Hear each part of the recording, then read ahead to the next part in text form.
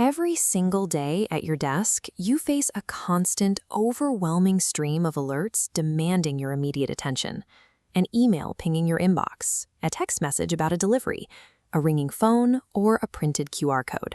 We process most of these routines without a second thought. But tucked away among the safe messages are carefully designed traps. We used to only worry about what popped up on our desktop monitors. Today, cyber threats follow us to every device we touch. These traps are called phishing. It is an attack built to trick you into handing over your passwords or granting unauthorized access to company data. To make the trick work, attackers wear a disguise.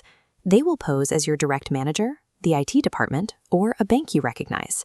Attackers combine a mask of deception, a cloak of urgency, and a handshake of trust to create a trap. This ticking clock is the engine. By rushing you, they force you to act on reflex instead of thinking. Once you know they are trying to manipulate your emotions to speed you up, you can spot the trap, no matter what form it takes. We start with the oldest and most common trap, email phishing.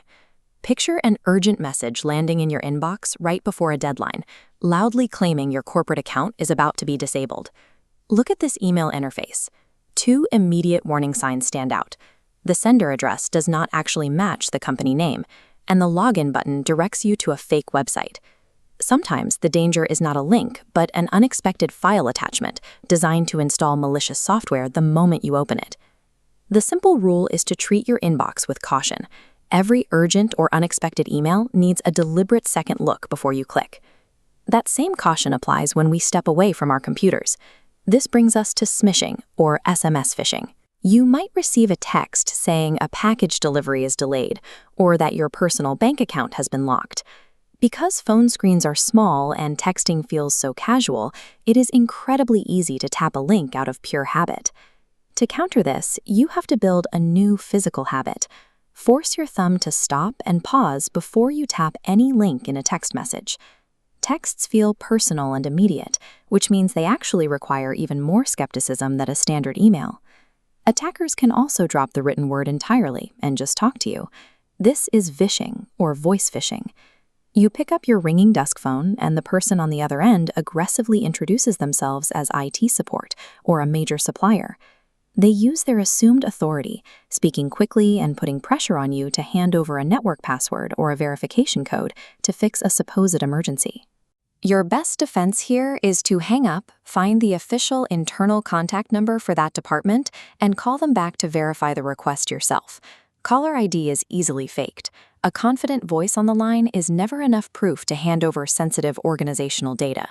Threats have also moved off our screens and into our physical workspaces through QR phishing. Look at this flow diagram. An employee scans a seemingly harmless QR code on a break room poster, and it instantly redirects them straight to a fake, malicious login portal.